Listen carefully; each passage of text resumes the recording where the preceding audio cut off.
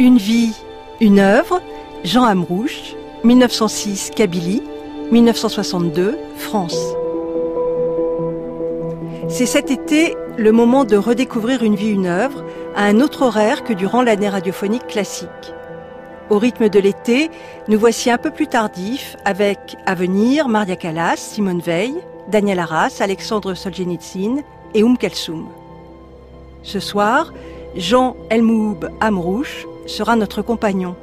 Ce poète, écrivain et homme de radio est un berbère d'origine chrétienne. Issu d'une famille modeste, il deviendra normalien et développera en France de nombreuses activités. Il est entré dans l'histoire de la radio par des entretiens au long cours avec Paul Claudel, André Gide, Jean Giono, Giuseppe Ungaretti ou François Mauriac.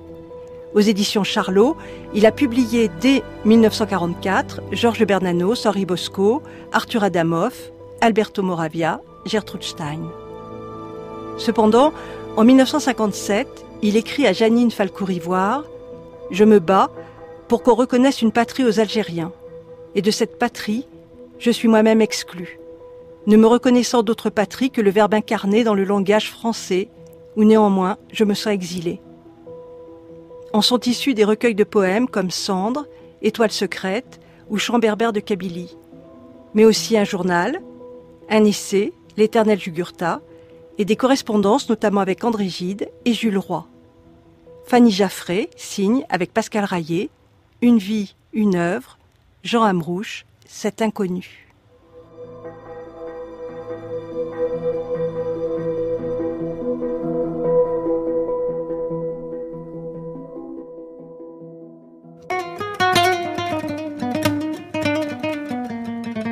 Je suis d'origine kabyle, je suis de père et mère kabyle, c'est-à-dire berbère. Je suis né il y a une 50aine d'années dans la vallée de la Soumam, de père et mère chrétiens. Mon père et ma mère sont les seuls chrétiens dans une famille très étendue qui est demeurée une famille musulmane. Et j'ai donc vécu dans une double ambiance, celle de ma famille la plus proche, catholique, religion dans laquelle j'ai été élevé, et celle de ma famille, au sens extensif du mot, musulmane. C'est un de ses premiers passeports, sinon le premier. Pierre Amrouche. Alors en fait, il n'a qu'un prénom, je parle au sens de l'état civil, c'est Mayhoub, qui peut s'écrire aussi Elmouhoub. C'est son prénom de l'état civil kabyle, puisque lorsqu'il naît en 1906, il est sous le statut de l'indigénat. Il n'est pas citoyen français, il est sujet français, comme mon grand-père Belkacem et ma grand-mère Fadma. Donc ils n'ont pas le droit à l'époque, bien qu'ils soient tous deux chrétiens, convertis, ils n'ont pas le droit de donner des prénoms chrétiens à leurs enfants, du moins ne peuvent-ils pas les officialiser. On ne voulait pas que des indigènes puissent passer pour des juifs naturalisés français ou pour des méditerranéens français d'Algérie. Donc son prénom c'est Mayhoub. Maintenant son prénom de baptême, Jean, sera très vite accolé à ce prénom kabyle et utilisé jusqu'à disparaître de la plupart des documents. Mais jusqu'à sa mort, c'est son prénom et il le revendique comme tel très souvent. Mais en même temps, il revendique son prénom chrétien puisqu'il est chrétien et qu'il est même religieux. Il croit, il a la foi.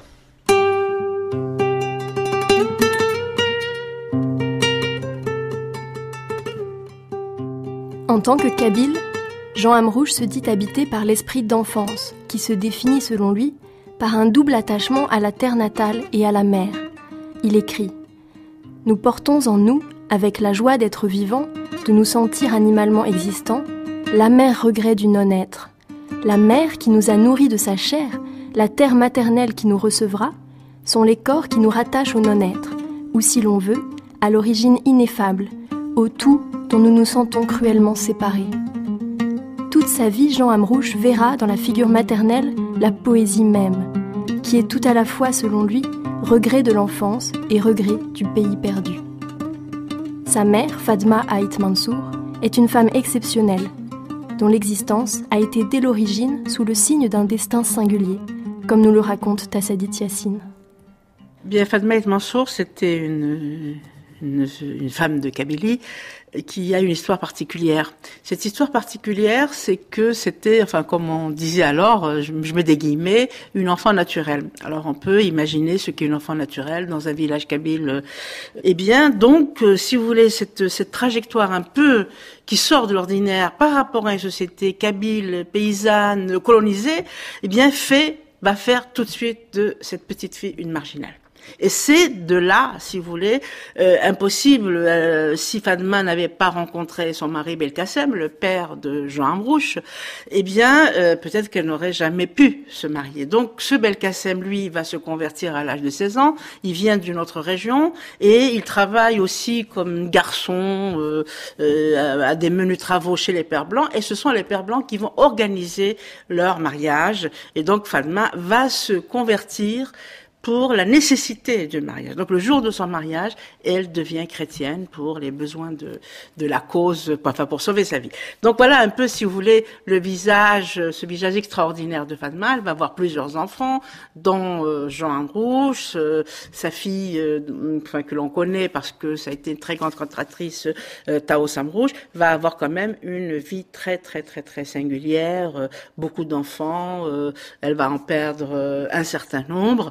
Mais elle est à la fois kabyle, en même temps, c'est quelqu'un qui savait lire et écrire, elle adorait la poésie française, elle va élever ses enfants dans une double culture. La culture française d'un côté et un enracinement extrêmement puissant dans la culture kabyle. Je sais qu'à l'âge de 18 ans, quand il est revenu de Saint-Cloud, il avait attrapé froid, il avait de la fièvre. Alors, il était venu dans ma chambre et puis il m'a dit « Maman, chante-moi comme quand tu étais petit. » Et je lui ai chanté.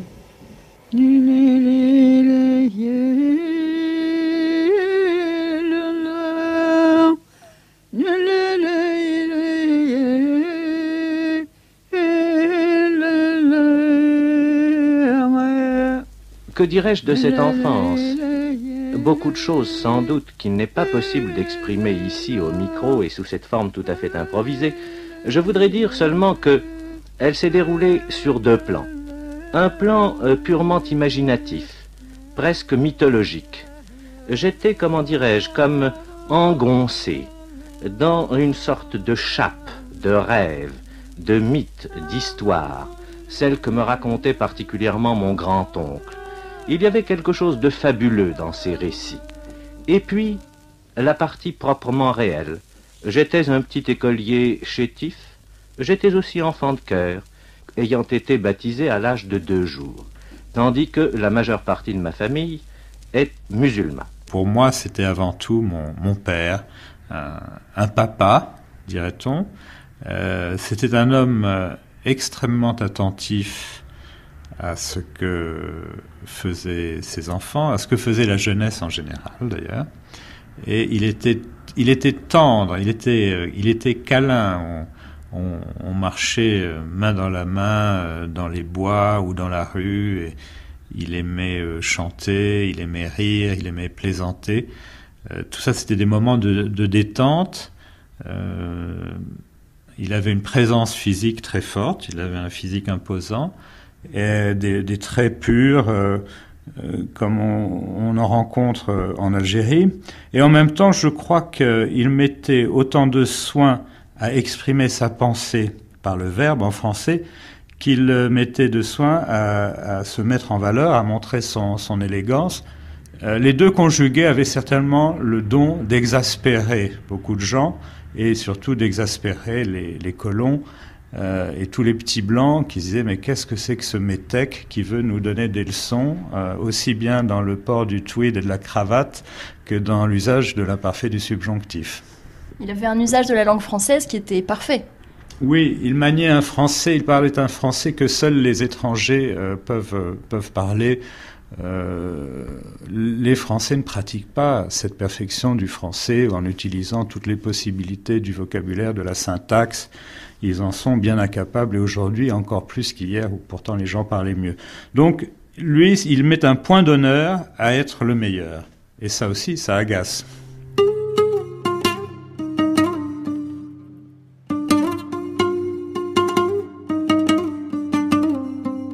Pour les musulmans, arabes ou berbères, c'est une famille de mtournis, c'est-à-dire de renégats. Et pour les Européens d'Algérie, ce sont de faux Français, des Français de seconde zone, qui seront toujours suspects de pouvoir se retourner contre la France et d'avoir d'autres intérêts que ceux de la France. Donc c'est une position extrêmement inconfortable dont il ne tirera que des problèmes, que des malentendus toute sa vie. Dès l'école normale de Tulis, où il est entré à 15 ans, Réjeanne Lebeau. Jean Amrouche, pauvre, il faut insister toute sa vie là-dessus, lisait la nouvelle revue française, lisait Jacques Rivière, lisait des poèmes qui sont devenus ses intercesseurs et son panthéon.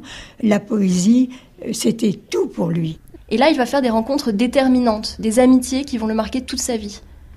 Oui, il rencontre un arabe tunisien qui s'appelle Mohamed Regui, qui sera vraiment son compagnon et dont il deviendra le mentor.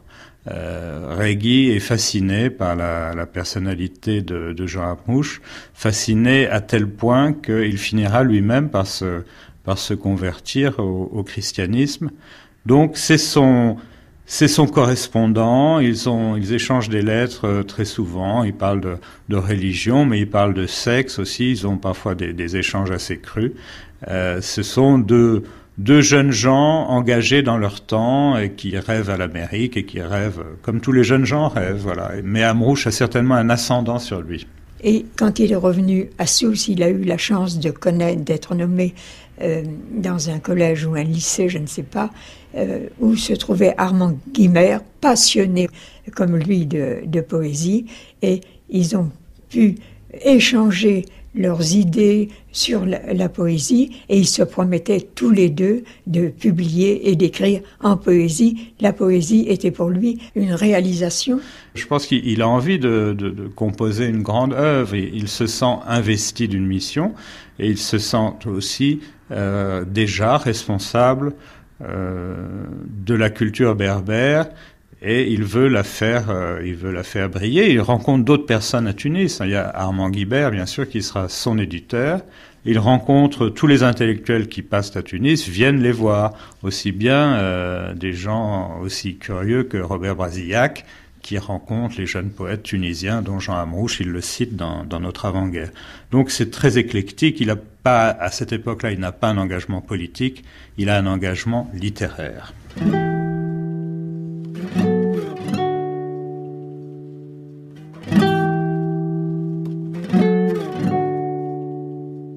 Adieu tous mes amis vivants. Il n'est pas de minute qui ne m'aspire loin de vous. Celui que vous avez connu au temps de l'amour se défait comme la vague meurt au rivage désert. Aussi longtemps que plonge le regard dans l'espace indolore, aussi loin qu'il s'élance sur les dunes de sable, il ne voit que la nuit dans un jour qui s'éteint. La nuit, la mort, en chaque instant donné, et la vie toute pareille. Celui que vous avez aimé au jour vermeil, quand le soleil dansait sur les plages, celui-là même qui vous offrait son âme en un grand geste d'amour, s'effrite, chaud dilué au temps inexorable.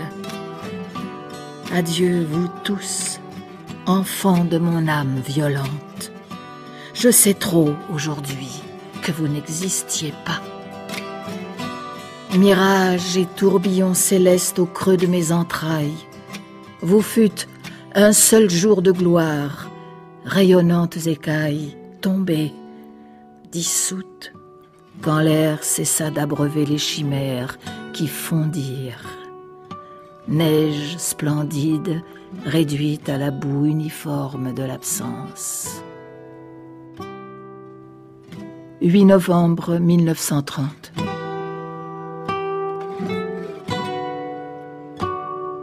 Ce recueil exprime la déréliction, le malheur, la solitude. La solitude, c'est ce qui domine en tout, qu'il vivait en tant que jeune homme et que vivent peut-être beaucoup d'autres adolescents, mais lui, ses conditions de vie expliquent ça. Algérien en Tunisie et au milieu de Français. Et ensuite, Étoile secrète, en 1937, il se retournait, il est chrétien et profondément un esprit religieux. Par le hasard de l'histoire, il a été baptisé à 2 jours, ses parents avaient été baptisés, c'est les problèmes du colonialisme qui expliquent cela. Il s'est retourné vers une poésie spirituelle, il était très pratiquant. Quand il était, par exemple, à Versailles pendant sa préparation à l'école normale de Saint-Cloud, il allait à la messe le matin, il allait faire des retraites à Gentilly, donc très profondément religieux, et il a cru que cette poésie spirituelle tournée vers le religieux était son expression. Alors, ces 2 recueils-là marquent une évolution, un tournant, parce que il se rend compte que ses ambitions, exprimer l'amour, mon œuvre, ça sera l'amour. D'autre part, exprimer l'Afrique. Si je chante un jour ton poème Afrique, il ne l'a jamais composé. Et le tournant, ça a été le hasard de la radio. Alors je crois que pour connaître Jean Amrouche, tout son itinéraire, c'est très important. Dès ses débuts, il y a les 2 choses. Il est poète peut-être, mais comme certains poètes, comme Victor Hugo ou René Char, vous voyez. Et les 2 sont parallèles et conjoints. Il y avait une dédicace au début du recueil Cendres. Il était écrit « À ma mère, ce grand poète qui a eu la sagesse de ne pas écrire ». Pourquoi cette idée que est poète celui qui n'écrit pas ? Oui, je crois que il a voulu surtout privilégier l'expression orale, qui était l'expression de sa mère, mais aussi de sa terre d'origine, de son peuple d'origine. Beïda Chiri. Et l'expression orale, c'était peut-être ce qu'il avait envie de mettre en évidence dans son travail. L'oralité a résisté malgré tout. La langue berbère a résisté à toutes les civilisations de l'écriture. Et donc l'oralité, c'est aussi une manière de résister. C'est une voix forte qu'on rend de plus en plus performante. Et par conséquent, la poésie, c'était aussi quelque chose qui avait à voir avec la voix, avec l'oralité, avec la musique de la voix. Donc écrire, pour lui, c'était une perte pour la voix. Voilà, autrement dit, pour ce pays intérieur qui était tout en voix, tout en oralité, qu'il avait envie de préserver. Voilà. D'ailleurs, cette dédicace a disparu dans la réédition de Cendres à l'Harmattan en 1983. Pourquoi a-t-elle disparu, cette dédicace ? Bien écoutez, j'ai pas enregistré cette disparition, c'est-à-dire qu'on peut effacer, et on est tout à fait dans la démarche de Jean Amrouche, la trace et l'effacement. Vous avez beau effacer, ça reparaît, c'est tout le principe du palimpseste, hein. Donc n'essayez pas de tuer une langue, n'essayez pas de tuer une expression, hein, parce que elle revit, et je crois que c'est ça qui a été à l'origine de la démarche de Jean Amrouche. Vous voyez, j'avais même pas fait attention à cette disparition, hein. Comme quoi c'est dans la tête, hein, et que au fond on relit toujours de la même façon le recueil, pour peu qu'on l'ait vu la toute première fois. Voilà. Alors moi je ne suis pas dans le secret des éditeurs. Bon, je sais qu'il y a des manipulations quelquefois, puisque l'édition c'est lié à l'écriture et par conséquent voilà. Mais je suis sûre que ça, c'est un travail éditorial qui peut être aussi inconscient. Peut-être l'effacement était inconscient. Au chant berbère de Kabylie, il explique qu'il entre dans la tradition de ses ancêtres et qu'il respecte chez ses ancêtres ce qu'il appelle le don d'Azefrou. Alors qu'est-ce que c'est que le don d'Azefrou ? Azefrou, ça veut dire le poème, et Azefrou veut dire, ça vient de frou, ça veut dire délier, dénouer, élucider, rendre clair. Vous voyez, voilà. Donc le poème, c'est quelque chose qu'on peut ne pas comprendre. C'est quelque chose. Les vrais poèmes, les vrais poètes, si vous voulez, eh bien, c'était des initiés. Donc la poésie, c'est comme un peu dans la tradition, je pense dans la tradition latine, ça tient du charme au sens du charme, de l'enchantement, de l'envoûtement. Donc voilà ce qu'il entendait par Aceflo.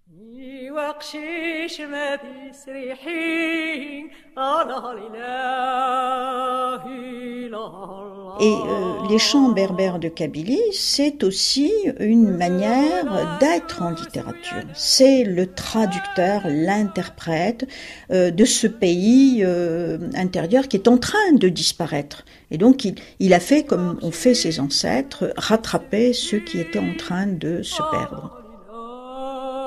C'est comme ça que vient la traduction des chants. Donc il y a une transcription tout d'abord, puisque c'est une culture orale, et une traduction. Oui, que va reprendre ensuite, que Taos va compléter et chanter.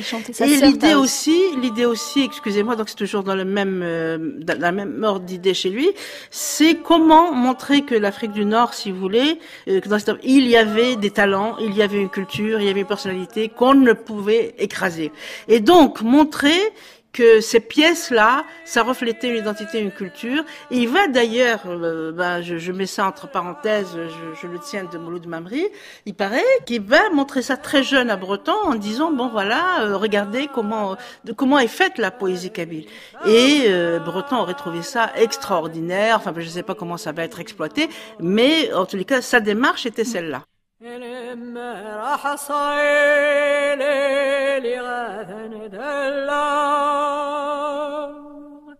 Il est tellement conscient de la valeur de ce patrimoine, il met ces chants berbères sur le même plan que des textes de Verlaine, de Rimbaud ou des leaders de Schubert. Et il veut même, il l'écrit dans sa préface, dans la préface écrite, là c'est pas à la radio, il fait un appel pour que le musée de l'homme les enregistre. Parce qu'il voit qu'elles sont en passe vraiment d'être perdues. Ce qu'on appelait le folklore, qui était assez méprisé à ce moment-là, peu de personnes s'y intéressaient encore, donc il fait cet appel.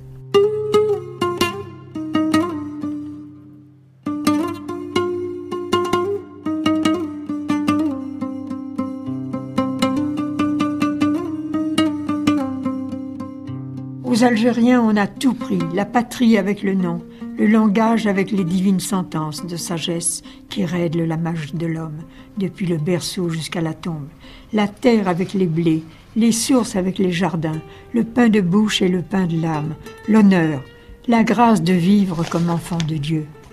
On a jeté les Algériens hors de toute patrie humaine, on les a fait orphelins, on les a fait prisonniers d'un présent sans mémoire et sans avenir, les exilant parmi leurs tombes, de la terre des ancêtres et de leur histoire, de leur langage et de leur liberté. Alors, ce qui était frappant, sans doute, c'était la misère qui régnait en Afrique du Nord, en Algérie en particulier, la misère du peuple. Non pas que les Français d'Algérie aient tous été des gens extrêmement riches et à l'aise financièrement. Pas du tout, c'est une légende. Il y avait aussi un petit peuple pied-noir extrêmement malheureux, et c'est celui dont parle Camus ou Jules Roy. Mais lui, finalement, il ressentait avant tout les malheurs de sa communauté, et que dans les villages de Kabylie, on pouvait mourir de faim sous la colonisation française. Et très vite, il se sent directement concerné, puisque quand il revient pour des vacances en Kabylie, puisque, comme vous le savez, ils habitent en Tunisie maintenant depuis 1909, environ 1910, quand il revient, il est confronté à ces problèmes permanents de nourriture. Et encore plus grave, au moment de la guerre, tout le monde est soumis à des restrictions alimentaires, et les indigènes ont 3 fois moins que les citoyens français. Et ça, il le voit, et ça le met en colère en permanence. Je suis profondément français. Et en tant que Français, en tant que citoyen français, c'est mon droit et c'est mon devoir de prendre position sur les problèmes politiques français. Mais je suis en même temps et indivisément algérien, et par conséquent ma solidarité avec le peuple algérien en lutte pour la conquête de sa liberté et de son indépendance, ma solidarité avec le peuple algérien est une solidarité entière. On peut dire qu'il est engagé politiquement vis-à-vis de l'Algérie. À partir de 1943 à peu près, à partir du discours de Constantine de Gaulle, et à partir de ces années algéroises, où il rencontre de Gaulle plusieurs fois, soit avec André Gide, soit avec Max-Paul Fouché, et où déjà il expose au général de Gaulle le problème des populations indigènes d'Algérie sous la domination coloniale, en lui expliquant que ça ne peut pas durer, qu'il y aura forcément un éclatement, des affrontements, ce que de Gaulle comprend très bien. Il le comprend pour deux raisons. D'abord sur le plan humain, et aussi sur le plan économique. Il voit très bien qu'une population de 15 millions d'habitants qui fait tant d'enfants par foyer, au bout de quelques années, sera plus que majoritaire sur le territoire de l'Algérie, et que donc la France perdra le contrôle de cette région et que ça compliquera amplement les choses. Donc de Gaulle a des tas de raisons, a plusieurs raisons de ne pas souhaiter au fond de lui-même que l'Algérie reste attachée à la France. Et en même temps, c'est un humaniste, il voudrait que les Algériens deviennent des citoyens à part entière, donc c'est assez conflictuel et compliqué.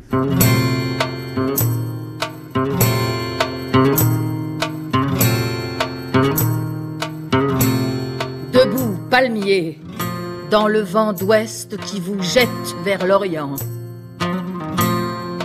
Nous avons faim dans la tête, et nous lançons nos mains et nos regards par-dessus la mer étale, aux millions d'écailles d'or, vers un rivage futur, une ligne indécise à contre-jour du soleil levant. Nous avons faim. Pas de blé, pas de chair, pas de fruits. L'eau qui gonfle vos barrages et vos fleuves artificiels, tous vos canaux dans les cotonniers, nous n'en voulons plus. Nous avons faim et soif d'un amour humain. Ne nous parlez pas de Dieu, c'est inutile, vous mentez. Pour parler de lui sans mensonge, il faut d'abord être un homme. Et vous n'êtes plus des hommes, mais des machines effroyables d'intelligence au service du meurtre.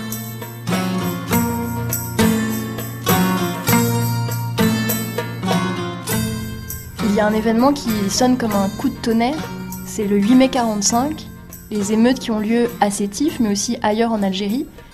Parce que c'est un épouvantable massacre de femmes, d'enfants, de vieillards, etc. Mais il se trouve qu'à Guelma, donc une ville de l'Est algérien, plusieurs personnes qu'il connaissait, des proches, presque des gens de sa famille, à savoir les deux frères et la sœur de Marcel Régui, sont pris dans la répression et fusillés d'une façon ignoble dans un commissariat de police ou une gendarmerie. Et cet événement vient ruiner toute espérance, s'il en avait vraiment conservé, d'une paix et d'une unité des populations d'Algérie, je veux dire populations indigènes et populations françaises. Et est-ce qu'il croyait fondamentalement que De Gaulle allait être la personne qui allait permettre à l'Algérie d'être indépendante? Je crois qu'il l'a cru dès le départ, d'autant plus que De Gaulle l'avait chargé officieusement d'être un ambassadeur entre lui-même et le gouvernement français et le gouvernement provisoire algérien. Donc il était chargé de mission, il faisait, je me souviens bien, des allers-retours entre Paris, Genève, l'Italie, Tunis, le Maroc, le Caire, pour aller rencontrer les dirigeants du FLN et pour essayer de trouver des solutions pour trouver un accord. Et finalement, indirectement, il aura joué un certain rôle dans l'aboutissement des accords d'Évian. Je pense qu'effectivement, que c'est dans l'engagement qu'il va réellement se retrouver lui-même. C'est là qu'il va réaliser ce pourquoi, finalement, il avait fait tout ce cheminement. C'était se consacrer à dénoncer l'injustice, à dénoncer les inégalités sociales, politiques, économiques, etc. Mais ceci dit, ce n'est pas sans contrepartie. Il va le payer très, très, très, très, très cher. Oui, alors évidemment, il y a déjà beaucoup d'articles sont refusés. À commencer par un des premiers qu'il écrit à la fin de la guerre, qui s'intitule « L'Algérie restera-t-elle française ?» Alors ça, évidemment, c'est un titre qui ne passe pas, et même la presse de gauche a peur de publier un article pareil. Ils ont peur de représailles de la part du grand colonna ou même du gouvernement. Donc il a ce problème-là qu'il rencontrera souvent. Au fil du temps, beaucoup de ces articles seront refusés, même par Le Monde. Et finalement, ce sera parfois de tout petits hebdomadaires qui auront le courage de publier ces articles très engagés. Il aura aussi des problèmes avec le pouvoir politique, puisqu'il sera exclu de la radio par Michel Debré. C'est permanent, et finalement, moi, je me souviens bien que dans mon enfance, à peu près chaque semaine, il y avait un vieil ami ou quelqu'un qui refusait de nous parler parce que l'engagement politique devenait trop fort et était beaucoup trop en conflit avec ce que les Français de France, peut-on dire, et encore plus, a fortiori les Français d'Algérie, pouvaient admettre de la part d'un Français, entre guillemets. Mais au sein même de votre famille, l'engagement politique de Jean Amrouche a créé des tensions, même pire que des tensions, des conflits. Oui, il faut dire que, pour ne rien simplifier, il avait donc épousé à Tunis une de ses collègues, professeure de lettres classiques, Suzanne Molbert, qui était, elle, fille d'une vieille famille algéroise, famille qui était arrivée en Algérie à la fin des années 1840. Et donc, cette famille pied noir, française d'Algérie, même si elle était libérale, l'idée d'indépendance de l'Algérie, l'idée de livrer l'Algérie aux musulmans, leur était tout à fait insupportable. Donc, les prises de position de Jean Amrouche dans la presse vont faire que très vite, cette famille, ma famille maternelle, donc, refuse d'être en contact avec nous et qu'on ne les verra plus à partir de 1956 jusqu'à 1962, date de la mort de mon père. Donc il y avait déjà au sein de la famille ces grandes ruptures. Je crois qu'à partir de la situation algérienne et tunisienne, parce que même à propos de la Tunisie, il a écrit des textes, c'est comprendre la domination d'une part et la colonisation, qui n'est pas simplement le fait de la France. Et ça, je trouve ça très fort. Et il va distinguer justement ce qu'il va appeler la France d'Afrique, c'est-à-dire la France colonisatrice, raciste et tout cela, de la France d'Europe, c'est-à-dire tout ce que la culture française, les lois de la République, enfin tout ce qui représente les valeurs françaises, celles-là, il les revendique et il les fait siennes. Et c'est au nom de ces valeurs qu'il va rejeter l'autre France qui n'est pas la France. Est-ce que ça correspond à la dichotomie entre la France réelle et la France idéale, rêvée, comme dans l'article qu'il a écrit dans Le Monde La France en 1958. comme mythe et comme réalité, bien sûr. Il va distinguer la France réelle de la France mythique. Et bien entendu, et tous les colonisés de cette époque, toute l'élite de cette époque, s'est nourrie des valeurs de cette France mythique. Et donc voilà, et en quelque sorte, Amrouche, comme toute cette génération, s'est senti en quelque sorte trahi par ce qu'il appelle la France d'Europe ou la France mythique, ou voilà. Et je me suis aperçue au moment de la Salvagram, de la réunion organisée par le Comité des intellectuels contre la poursuite de la guerre en Algérie. Il y avait à la tribune Robert Barra, Aimé Césaire, Alioune Diop, Mandous qui arrivait tout excité d'Alger, Jean-Paul Sartre et Jean Amrouche. Et Jean Amrouche, je ne sais pas si j'ai remarqué son nom tout de suite, je le connaissais parce que j'avais entendu les entretiens Gide, Claudel notamment, et tout d'un coup, j'ai fait le rapport avec ce Jean Amrouche que j'avais entendu en 51, une très belle voix, musicale, je dirais en premier. C'était le même homme, je ne m'en doutais pas du tout. Il a parlé, et là il y a quelque chose d'assez extraordinaire qui s'est produit, quand il a dit « Je suis kabyle et chrétien ». Il y a eu des huées dans la salle. Moi, je n'ai pas compris du tout d'où venaient ces huées. La salle était comble, il y avait eu des applaudissements, il y a eu des huées. Sa voix s'est arrêtée. Je n'ai pas vu, j'étais trop loin placée pour voir s'il avait les yeux embués de larmes, mais sa voix était brisée, il s'est arrêté et il a repris avec le rauque de l'angoisse, il a poursuivi son discours. Alors, à ce moment-là, j'ai compris que l'intellectuel que je connaissais, par une quinzaine de références dans le journal de Gide, je ne m'étais pas soucié de savoir qui il était, c'était le même homme.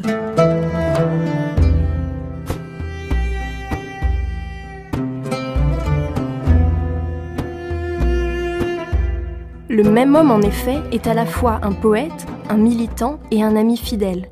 Pendant la guerre, il noue une amitié très importante avec André Gide, qu'il admire par-dessus tout depuis l'adolescence et avec qui il travaillera à faire vivre la critique littéraire.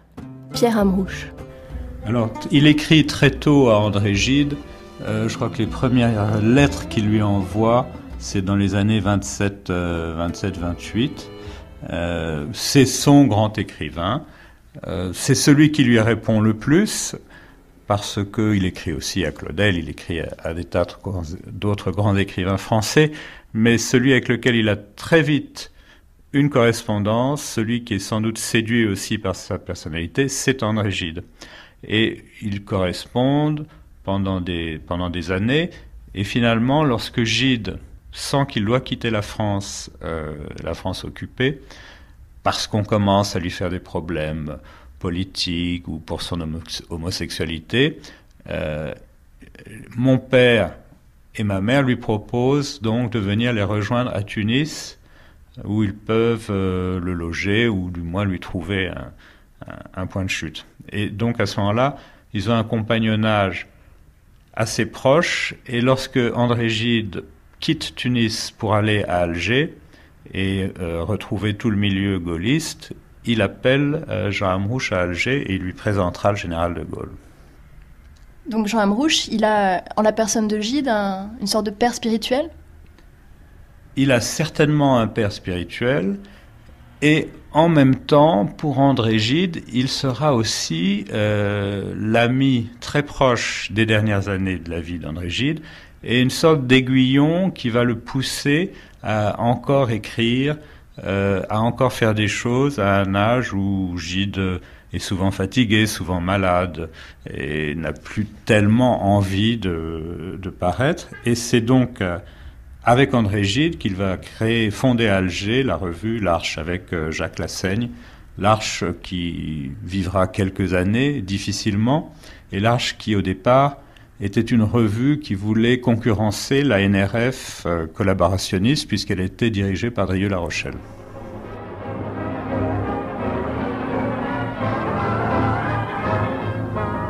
Ici Paris, radiodiffusion française.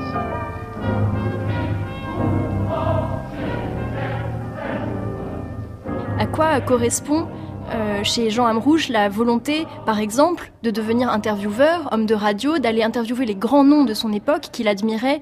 Il ne faut pas oublier que Jean Amrouche a commencé à faire de la radio déjà en Tunisie. En 1937, c'était expliquer, c'était son ambition, comment expliquer la France au Nord-Africain. Donc éviter à tout prix l'affrontement entre les deux communautés. Ça d'une part. Ensuite, il va vraiment devenir chroniqueur. C'est à partir du moment où Alger est devenue la capitale de la France libre, à ce moment-là, il est chroniqueur. Il va rendre compte de ce qui se passait sur le front. Donc à ce moment-là, il va défendre pieds et poings liés la France dominée par l'Allemagne. Vous comprenez?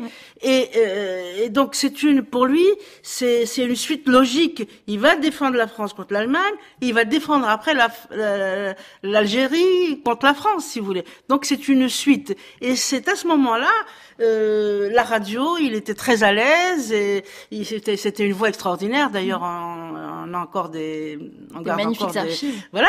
Et quand il va expliquer justement la France aux Français, comme il le disait bien, c'est-à-dire faire en sorte que la littérature soit à portée de main, que la population française qui sort de la guerre, qui ne peut pas avoir un livre, c'est ce qu'il dit, il ne peut pas acheter un livre parce que c'est très cher.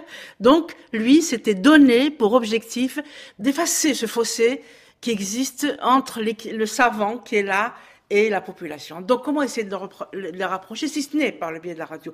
Vraiment, il était habité par ce souci des pauvres Français complètement écrasés par la guerre, et comment leur restituer une partie de leur patrimoine. Et comment le faire de façon massive, si ce n'est par la radio. Et c'est là qu'il dit, je crois que je suis comme les rhéteurs africains, et je trouve ça d'une beauté extraordinaire. C'est-à-dire que c'est là, si vous voulez, que le legs originel revient à la surface. Ces impromptus, ces entretiens littéraires sont nés du hasard, d'un désir tout amical et d'une gageure qu'il fallait tenir. Non pas moi, mais Gide. C'était dans l'hiver de 1948. Gide était fatigué et, comme je jouais avec lui aux échecs à peu près tous les soirs, l'idée m'est venue de remplacer l'échiquier par un micro et de remplacer le déplacement des pions par un échange de paroles. Il y avait pour lui là l'occasion de faire quelque chose de neuf et d'user pour la première fois, dans un certain sens et d'une certaine manière, d'un certain instrument de communication. Oui, alors ces grands entretiens radiophoniques, alors Gide n'y était pas favorable parce que Gide avait beaucoup de mal à parler, il était timide, le micro le dérangeait, il bafouillait beaucoup. Et de tous les grands entretiens radiophoniques, ceux avec Gide sont certainement les moins plaisants à écouter puisque il n'était pas un bon interlocuteur. Mais c'est en tout cas une découverte, cette méthode d'interviewer les gens. Et Jean Amrouche avait une connaissance extrême des textes des gens qu'il allait interroger.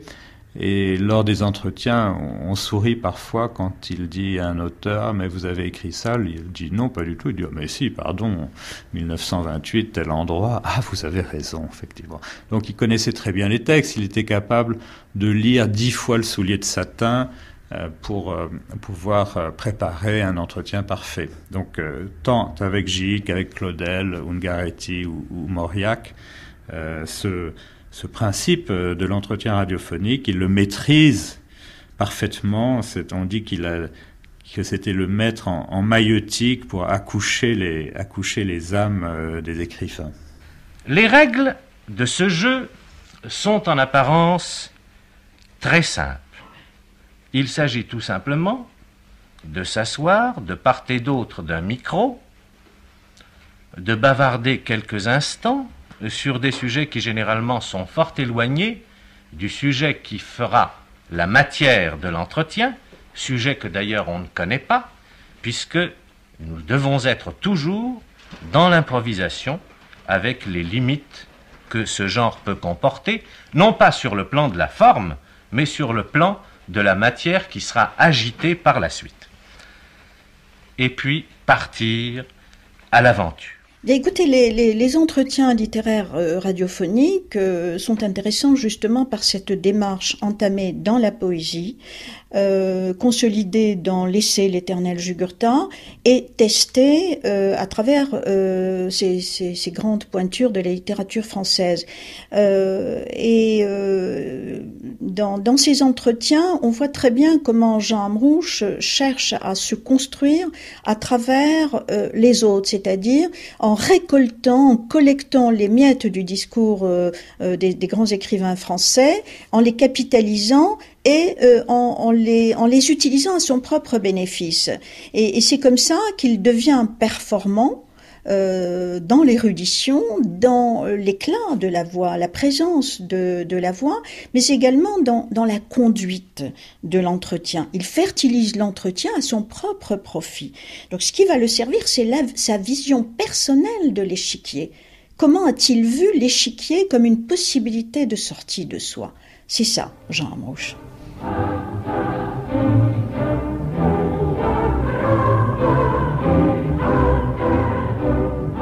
1951.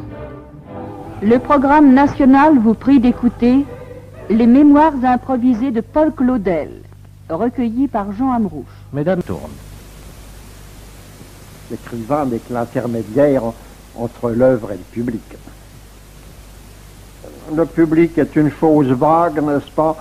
Qu'appelle-t-on le public? Est-ce le public immédiat? Est-ce celui qui aura dans l'avenir? Est-ce les anges, comme dit saint Paul? Enfin, tout ce qu'on voudra, c'est quelque chose de très vague. C'est simplement l'extérieur, c'est un appel à l'écho, si vous voulez. Est-ce qu'il faut donc comprendre que les entretiens radiophoniques sont un prolongement de l'activité littéraire de Jean Amrouche? Est-ce qu'il s'agit d'une création littéraire à deux voix, d'une performance, comme vous l'avez dit? Alors, je crois que c'est surtout une façon de retrouver l'oralité, de retrouver cette aisance qu'il a dans la pratique orale, pratique culturelle qui lui vient de sa famille, mais également de ses ancêtres. Donc l'entretien, c'est aussi une manière d'imposer sa propre culture. Donc il y a dans la conduite de l'entretien quelque chose qui relève d'une volonté de rendre visible en quelque sorte la culture orale qui a été non seulement dénigrée mais également dévalorisée. N'est-ce pas? La civilisation de l'écrit a essayé de détruire l'oralité. C'est valable d'ailleurs pour tout le continent africain.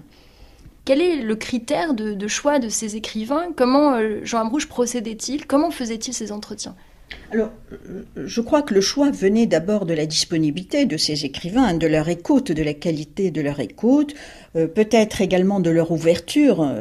C'était pas n'importe quel écrivain français, il fallait l'ouverture d'un Claudel, de quelqu'un comme Ungaretti qui avait à peu près le même rapport à la terre natale, à l'exil.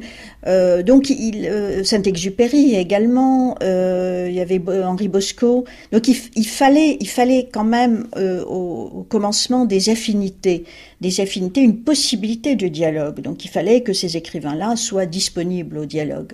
Voilà. Et ce dialogue est important pour Jean Amrouche parce qu'il a conçu tous ces fragments d'œuvres comme des lieux et des manières de dialoguer. Même la poésie, ce soi-disant dialogue avec Dieu, c'était en fait avec la parole dominante. Dieu, c'est la parole dominante, c'est la parole qui fait, avec l'autorité en quelque sorte. La radiodiffusion télévision française présente Des idées et des hommes, une émission de Jean Amrouche. Est-ce que vous pouvez nous raconter comment s'est déroulée l'exclusion de Jean Amrouche de la radio? Il a été renvoyé en 1959, voilà, sur interpellation à l'Assemblée nationale du député Legendre, sur ordre de Michel Debré. Il a été renvoyé de la radio, alors qu'il avait déjà créé son émission hebdomadaire Des idées et des hommes. Il y a 200, 300, enfin j'ai collecté énormément d'émissions. Il avait fait les grands entretiens, il avait quand même un nom à la radio française. il en a été renvoyé. Et ce qui l'a fait le plus souffrir, il avait donc, c'était un gagne-pain, cette radio, titre directeur général adjoint, c'est un grade, quoi, rédacteur adjoint, mais c'est son émission des idées et des hommes. Et il dit, ils n'oseront pas. Et il revient de voyage, ils ont osé, on lui supprime cette émission.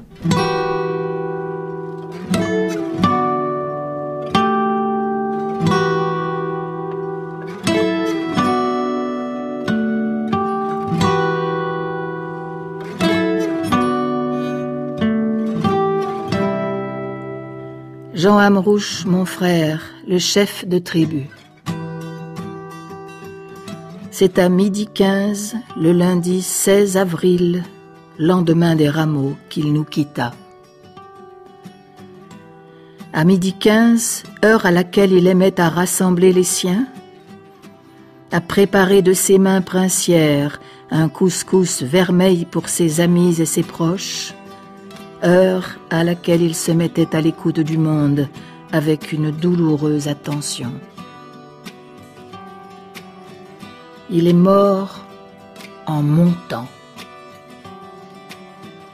D'autres que moi parleront de son rôle de médiateur dans cette lutte ardente devenue son champ de combat. Il s'y est épuré. Je le voyais de jour en jour se dépasser et se magnifier.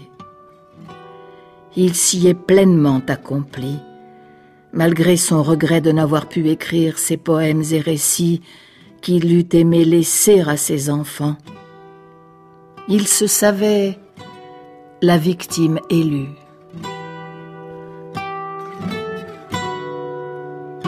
Les accords d'Évian doivent être signés en mars 62.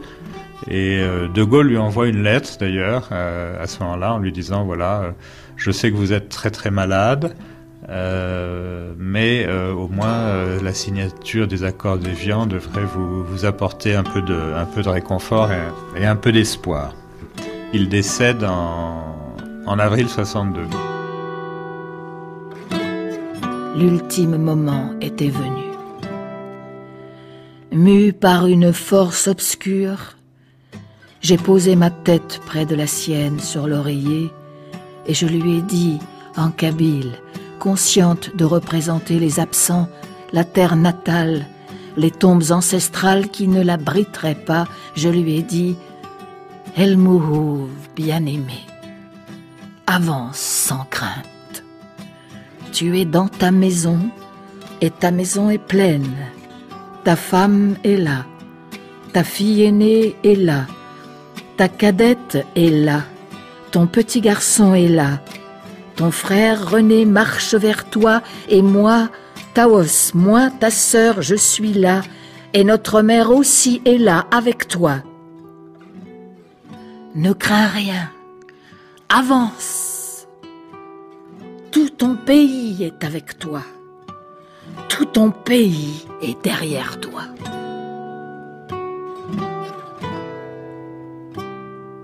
Marguerite Taos Amrouche.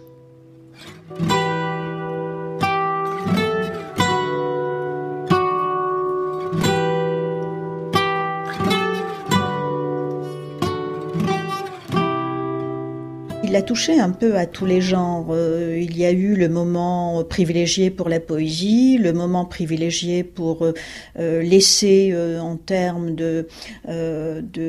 d'autoportrait, et puis est arrivé le moment des discours politiques. Et là, je crois qu'il a montré que c'était un grand lutteur politique. Ensuite est arrivé le moment peut-être des écrits, des réflexions. Il a eu des réflexions formidables sur le bilinguisme, sur le transfert d'une culture à une autre. Et tout ce qu'il a écrit, tout ce qu'il a dit est utilisé aujourd'hui par les jeunes penseurs, les jeunes romanciers, les jeunes entre guillemets évidemment, les jeunes enseignants maghrébins. C'est-à-dire que toutes les questions, toutes les problématiques qui sont traitées aujourd'hui en termes d'épistémologie par la critique spécialisée était déjà dans Jean Amrouche. Donc, il a suivi finalement le fil de l'histoire. Et il a adopté les modes d'expression en fonction de l'urgence. Donc, il s'est adapté. Et en cela, il est moderne et contemporain. Voilà. D'où l'intérêt de l'écoute.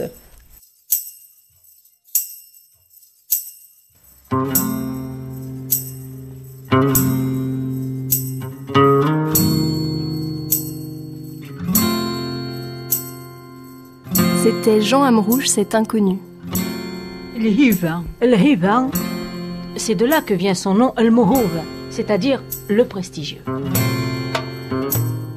Avec Pierre Amrouche, Tassadit Yassine, maître de conférence à l'EHESS, éditrice du journal de Jean Amrouche, Réjeanne Lebeau, auteur de Jean El-Mouhoub Amrouche, Algérien universel, et Beida Chiri, professeur de littérature française et francophone à l'université Paris IV, auteur de Littérature algérienne, désir d'histoire et esthétique. Lecture Laurence Bourdil. Les voix de Jean Amrouche, Fatma Haït Mansour, Paul Claudel et Taos Amrouche. Mixage Jean-Michel Bernot. Attaché d'émission Laurence Genepin.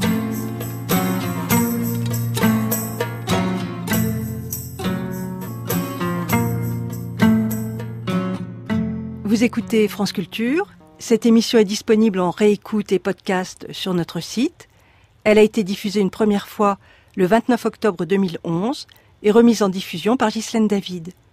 La semaine prochaine à 19h, Une vie, une œuvre sera consacrée à la chanteuse égyptienne Kalsoum.